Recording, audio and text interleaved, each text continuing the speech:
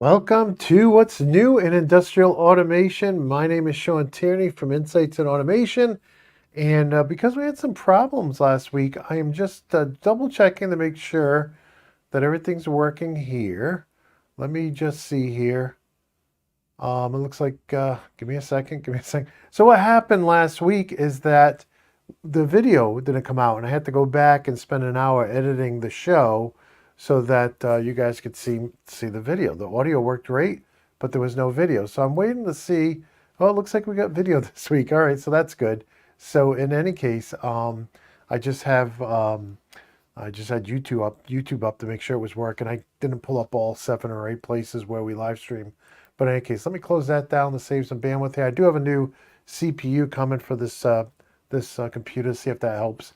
But in any case, I don't know if it's a change in something or what's going on. But I do want to wish you all an awesome Monday morning. Today is November 4th. It is 12 o'clock p.m.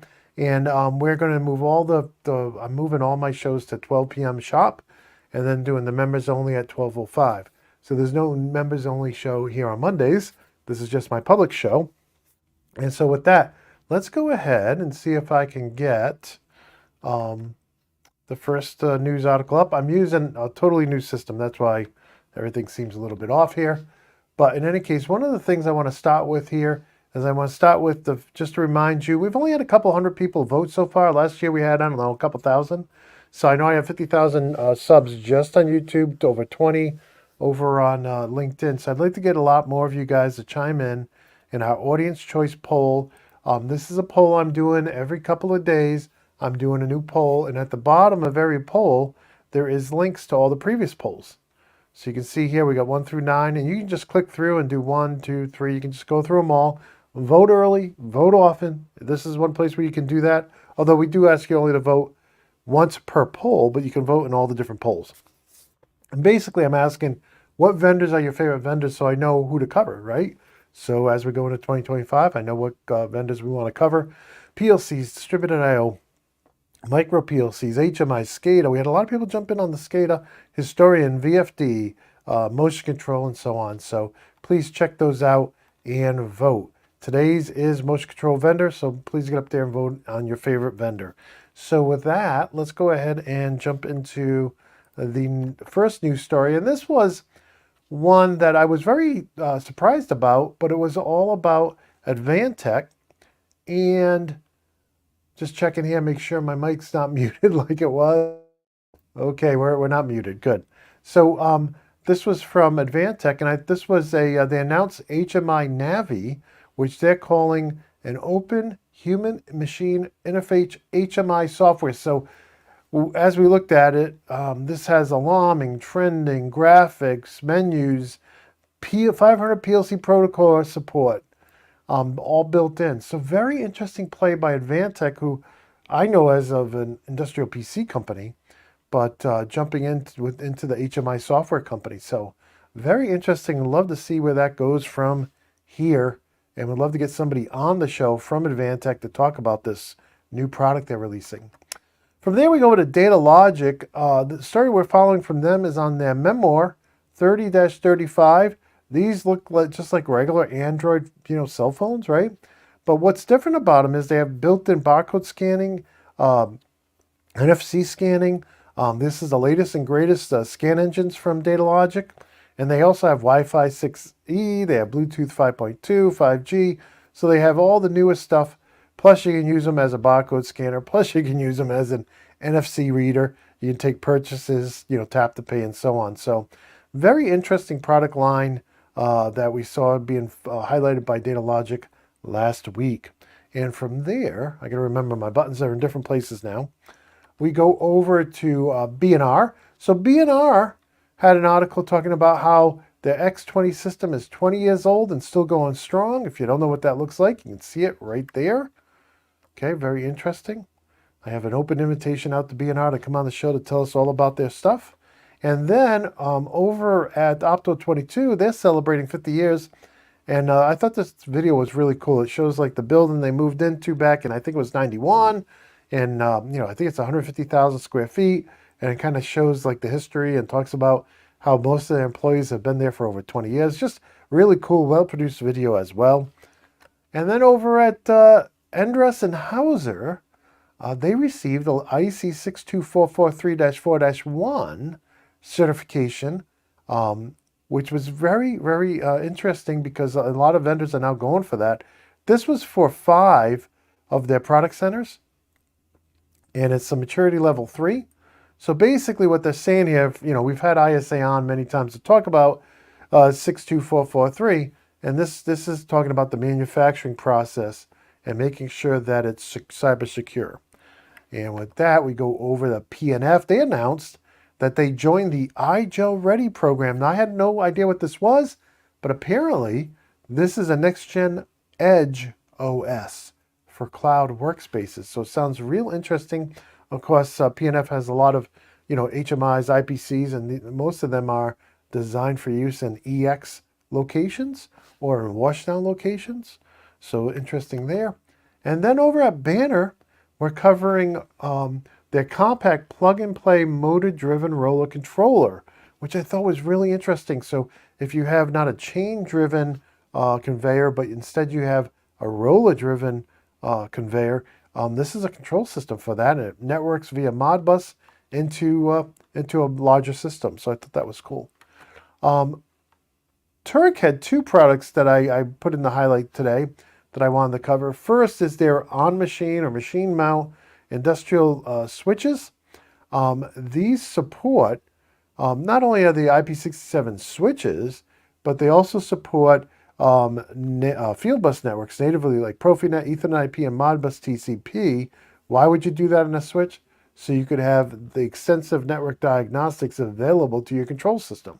So I thought that was cool. And then they also had their safety on machine or machine mount I/O blocks, and I thought these were interesting. They do support Ethernet IP, Profinet, and Modbus, but they use their own built-in safety program. They call it Turk Safe Link, and you don't need a safety PLC. You can do everything with the Turk software, and you can actually have multiple blocks talking to each other across Ethernet, and they have all the safety functions built in.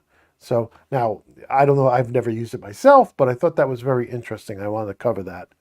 And of course, they have all the vendors we cover have an open invitation to come on the show and bring our audience up to speed. Now, another thing we saw that was new was the next generation of CAN and CAN Open Profinet, I was going to say Profibus, Profinet gateway. So if you're using CAN or CAN Open and you need to do a gateway to go to Profinet, you may want to check out these brand new models from ESD. We also have an article about the latest motors, high performance motors from Archibus, as you can see there. Now, all of the links for everything you see here are always, let me see if I can change this up here. So all the links you see there, everything we've covered, you will find over at theautomationblog.com. You can see here's every past episode of the automation show for news. We also have one just for this show, What's New in Automation. So you can find that up here. So you have news, headline shows, you have first looks, you have interviews, and so on. So you'll find all the links up there in the previous news shows and this show that's up there right now. And let's see what else we wanted to cover here. No, didn't want to do that. Wanted to go back to this view right here. And just a reminder that I am now doing in-person training. And unlike a lot of other people who do in-person training, I can customize this for you. I can cover anything you want. You want to do Siemens PLCs one day and Allen Bradley the next day, I can do that, right? And you can send up to 4 people here for less than it would typically cost you to send one person somewhere else. Think of that. You get up to 4 people here for the price of what it would cost you typically to get one person somewhere else. And it's the beautiful Berkshires. Fall is upon us. And pretty soon it'll be skiing weather as well. But in any case, yeah, so feel free to contact me directly. If you want to see some pictures of the previous courses I've done or classes I've held, we've had 8 so far. So this is a good picture. You can click on that and maximize it. That shows you what the room looked like set up for Allen Bradley. And if you ask, no, I don't cover these legacy kinetics that are in the demos. They're very, very old. and so I don't cover them. And then you can see the setup of the Siemens with the brand new trainers I've built from scratch. What's wrong with the trainers that you can buy out there on the market? Not enough buttons and motors and lights and switches. To train somebody to be really good at programming PLCs, right? You're gonna have lots of buttons. You just can't have 3 or 4. I see most places they have 3 or 4. That's not enough. You need more than that. You need to have complex programs, right, to troubleshoot them, right? If you're troubleshooting something with 2 or 3 buttons, that's not really that's kind of lame. Anyways, so with that, let me click on the right screen here. We'll go over here. Also, I'm working with several vendors to have them come on the Automation Show and the Automation Podcast.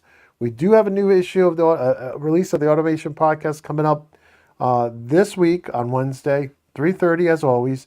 And this one will be ad-free, which is great. And then I am working on episodes of the Automation Show as well with a few vendors who are sending in samples and setting up the teach the trainer sessions with me. So I'm looking forward to that. But in any case, yeah, episode 226 will be this Wednesday, and it will be ad-free. So looking forward to getting that out. And then, of course, we will be doing Q&A again on Friday. Now, to this week, what we're going to do is we're going to do the question of the week at 12, and then I'm going to do the member-only live Q&A from 12:05 to 12:35, and then we have the hour-long office hours for students after that. So students, that is lesson 1, I think it's lesson 1.11. If you see that lesson in your course at the Automation School, then you have access to that meeting. I had to scrub it last week. Unfortunately, first time I had to scrub it. But in any case, that's a free hour of Q&A for all students who are in any course that's not a budget course, cheapo course. Okay, so with that, I did update the content schedule to reflect all these new times. I do have some projects I'm working on that must be done by the end of the year, so that I may end up having to take a couple weeks off here around the holidays, but I will give you more information on that as I go. Actually, I think I've updated this, and I have to refresh this page because this says 12. Yeah, good. Yep, so I did update it. So you can see all the dates of the weekly content schedule again. I'm showing you the content schedule, but I know I have some projects I must finish by the end of the year, so that, in the coming weeks, some of this might be lightened up a little bit. Just have to get those projects done in this calendar year. With that, if you enjoy these episodes, please give us a like, a sub, and a share. Just instead of just tuning in, just let us know that sometimes people just click in and then leave right away. So seeing that like tells us that, hey, you watched it and you enjoyed it. Okay, and you can see all the places you can follow us here at theautomationblog.com/follow. All right, and with that, if you want to support my work and keep the show going, consider being a member for $2.50 a week or $10 a month over at theautomationblog.com or youtube.com. And with that, let's see if we can get back to full screen. I just want to thank you all for tuning in. Really appreciate you guys. Don't forget to vote. Not only vote in your local, state, and federal elections, but vote in our audience choice polls. And I just want to wish you all good health and happiness.